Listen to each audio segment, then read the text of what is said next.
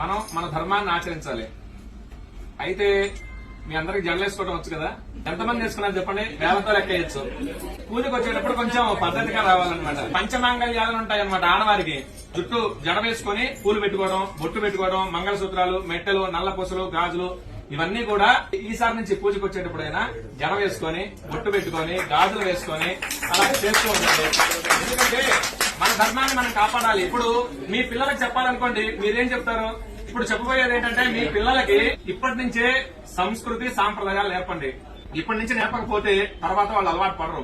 ఇప్పుడు నేను కొన్ని పూజలు చేయడానికి వెళ్ళినప్పుడు వీళ్ళు పెద్దవాళ్ళు ఇక్కడ పూజ చేస్తూ ఉంటారు, పిల్లలు బెడ్రూమ్ లోకి వెళ్ళి ఫోన్ నొక్కుంటున్నారు, టీవీ చూస్తూనే ఉంటారు. వాడి నుంచి పూజ దగ్గర కూర్చోమంటే కూర్చోడు. చిన్నప్పటి నుంచే ప్రయత్నపూర్వకంగా వాళ్ళతోటి స్తోత్రాలు గాని, శ్లోకాలు గాని, అసలు గుడి అంటే ఏంటి, పూజలు అంటే ఏంటి మనం తెలుసుకొని వాళ్ళకి తెలియజెప్పాలన్నమాట.